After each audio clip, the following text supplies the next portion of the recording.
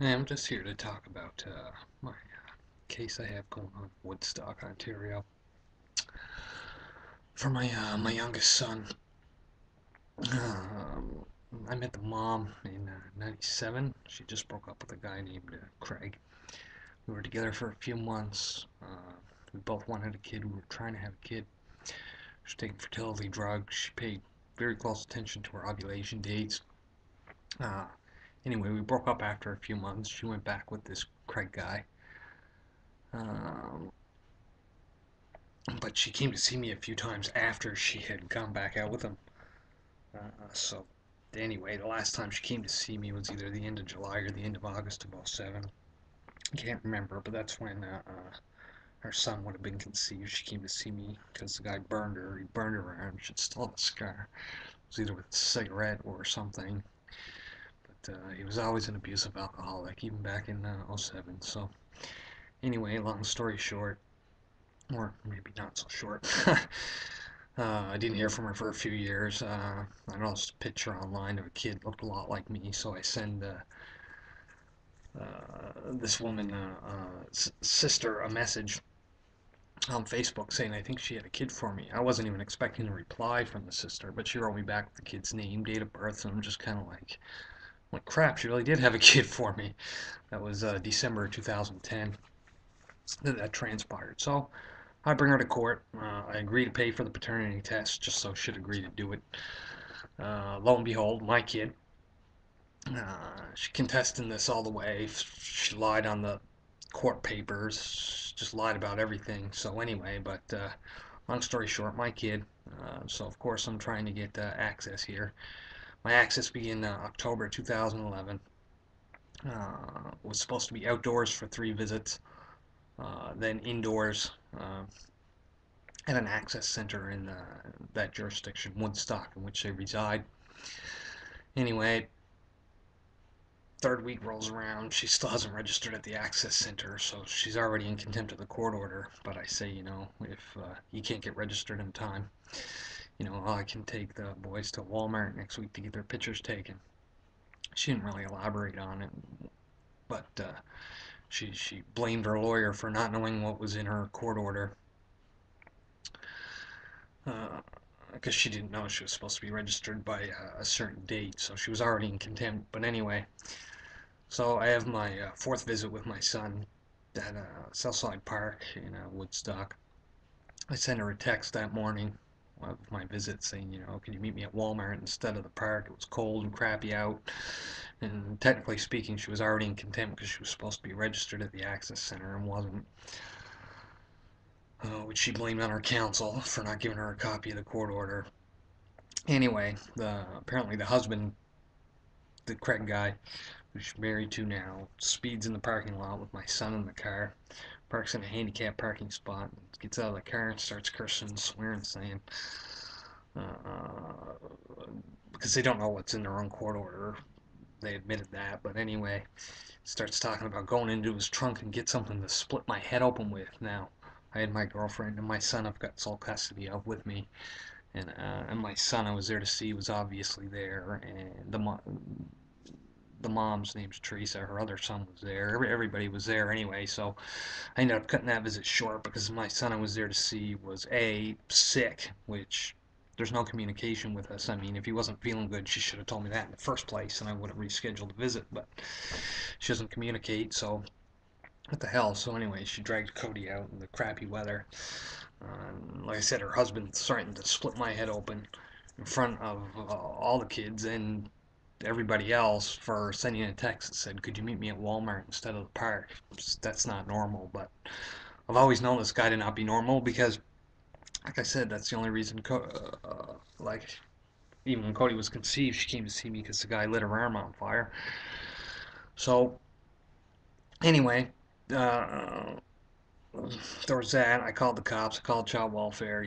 Cops are useless. They don't do anything. Child welfare didn't do anything either. A guy named Perry, I won't use a last name, but was assigned to their case and makes a scheduled appointment to show up at her house and then writes me back and says he has no concerns. Well, duh. Of course you don't, but well, sorry, mine are endless. But anyway, I know my visits at the Access Center the following week, so everything was good for a little while after that. Uh, February 25th this year, my son tells me that this husband guy, this Craig character, uh, spanks him, swears at him, locks him out of the house, puts him on the roof. He starts saying all this stuff just randomly. So I can tell he's already comfortable with me, even just having 2-hour visits on weekends. But lucky for me, he says it right in front of the staff at the Access Center. So I report it, they report it. That's kind of the bottom line for me. When my son, who lives with them, starts telling me that this character does all this stuff, once is too much. Again, child welfare, they're a useless agency. They don't do anything. Of course, they conduct an investigation, but I mean, what can you expect from them? It's a business. They're about money. There's no money in this case for them, so they don't give a shit. I know that all too well because I've already had their ass beyond Osgood Hall for the illegal adoption of my second son, Fox. So, yeah, I have no respect for child welfare. They're a joke in Ontario in desperate need of ombudsman's oversight. They're all private corporations. It's just for the money. But I'm going to cost them a lot of money soon. Uh, anyway, so yeah, mm, there's that. Now in court, I'm there. I think I should have custody. To be honest, this woman lied and continues to lie to my son for his whole life. She didn't even tell me she was pregnant. You know, there was no. She deliberately went out of her way to hide it from me. You know, her own sister knows that the husband's an alcoholic now, and she's on my side on everything. Like I said, she's the one who informed me of my son. But the funny thing is, the mom, Teresa, and her sister used to be close. They spoke daily up until the sister told me about my son, and they haven't spoken since at all. Like, not to any degree. Teresa shut her out because she had no intention of me ever finding out about my son. What a mom, eh? They have, but anyway, Teresa's a willing victim in the situation. You know, she was out with her abusive alcoholic husband who, not to condemn him, but he's also illiterate. He can't read, he can't write. He's got those big things in his ears, you know, those funny looking gay things. I don't know what you call them. Not something any man would have. Uh, but anyway, so yeah, there was back in '07 when Cody was conceived. Like I said, he lit her arm on fire. You know, so there was that. Then the incident where she didn't even know what was in her own court order, so she was in contempt of it, and I had to call the cops on them. I even tried to file an 810, but like I said, they're useless. They don't do anything either. The judge didn't approve the 810. So there was that, and then, but like I said, at this year, the Access Center, when my son starts telling me this stuff on his own, my son who resides with them, then I got a problem.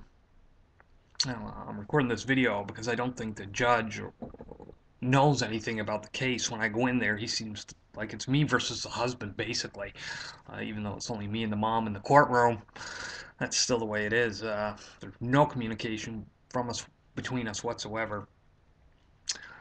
You know, so what do I do here? I want custody of my son, to be honest, because that's what's best. Like I said, I'm already raising an honor student on my own. My son Deacon, his last report card, you know, A in gym, A in math, A plus in science. He's starting to get a collection of medals from the marks he gets. My home is also both drug and alcohol free. Like, I don't drink or do drugs at all, like not even recreationally. So I mean, I'm as lucid as it gets. My son has an amazing life, you know. He's camping every summer, Wonderland passes every summer, and I'm good at what I do. I'm a good parent, so and that's the bottom line. I don't lie to my children. First words out of the mom's mouth were, "Well, what about child support?" Okay, I'm a single parent on a disability pension. Uh, the disability just more or less stems from the illegal adoption of my second son. So, but anyway, bottom line is I'm a single parent on a disability pension, and they both work. So it's more or less just a perspective from she feels like she has to get something out of this. You know what I mean? Her life's upside down now that the real dad knows about his son. She has my son in a home with daily domestic violence.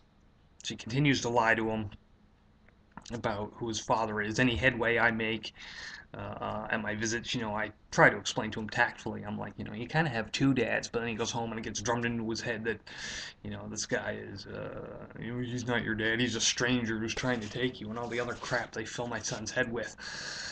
That child welfare and all these other useless agencies do absolutely nothing about. Everything's at my expense. I'm driving from Hamilton to Woodstock every week just for the visits.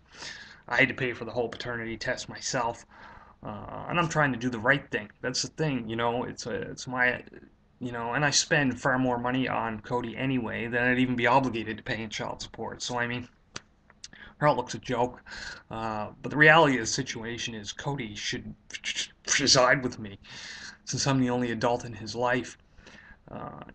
They cheat on each other. They don't have any stability. They've moved all over the friggin' place. She lies to him all the time. But when my own son, who lives there, tells me that this guy spanks him and hits him and puts him on the roof and all this stuff, once is too much. And then even at my last visit, my son told me, he said, "Oh, my dad, or the guy he thinks of as dad, says you were in jail or something." I'm like, no, I didn't. That's not true, is all I said, but I mean, I didn't see him for a month and a half because they were being investigated because of the other stuff Cody told me about them in front of child welfare, about him locking him in the roof and spanking him and swearing at him and all that stuff. So anyway, so the useless child welfare agency doesn't have any concerns, but I'm his dad. My concerns are endless. I'm not going to continue to go to Woodstock every weekend and pay access visit fees $12.50 every week and drive to Woodstock myself and back every week, everything at my expense to see my son Cody. But so what do I do here? Because even with proper access, which should begin soon, it's still the same thing. I'll still have to use the access center to pick up and drop off because they're not responsible. I can't be around those people, obviously. So what do I do? It's alcoholics. They run around threatening people. They've lied to my son all along, and me, and everybody else. So I mean, the mom, willing victim, and liar, manipulator. The husband, abusive alcoholic. Same thing. So what do I do? But the thing is, see, I'm a single parent too. But well, she's not a single parent, but I mean, but I'm much better at parenting because I have no substance abuse issues. Uh, and heck, my son's report card speaks for itself. So I don't, I know when this first started, the judge looked at me and said, "You won't get custody," because this was always about, I, I feel I'm the better parent on what's best for Cody, Any access that's given to them or the mom, I'm not going to dispute. You know what I mean? She can communicate with me, she just chooses not to. So probably because Craig will beat her. But whatever the case may be, whether she was just afraid of getting caught cheating on Craig and that's why she didn't tell me about my son, or both her and Craig were all along because maybe he can't have kids, or whatever the case may be. Either way you slice it, she's in the wrong. So I mean, and they continue to lie. And even my son, every week, my son's telling me all this bad stuff that goes on there. So yeah, I hope the justice in the case, I'm not going to repeat his name on here, but I know he knows a thing or two about paternity fraud. So and this kind of correlates. So hopefully you can even view this video, because it's me versus the husband in court, even though it's only me and the mom in there together. It's I need to make sure he's actually aware of these circumstances. I know everything's black and white in court. There is no gray. They're just arguing my case based on the merits of someone else's. You got to understand the situation. Like I said, I've taken cases beyond Osgood Hall before, and that's where this is going to go if Cody's not where he's safe. And I feel that I'm the only one that can protect him. There's never going to be any stories coming out of here about him getting cursed at and beaten and locked on roofs and locked out of the house that emanate from that household. The guy's not even his dad. He has only thought of his dad because mom deliberately lied to him and continues to do so for 3 years. I mean, they're just a family of screw-ups. And the mom's own sister agrees with me on everything. So, it is what it is. Anyway, I think this is a bit too long, so maybe it'll get broke up into two videos, or I might need to re-record it, not sure, but anyway, that's it for now. Thanks.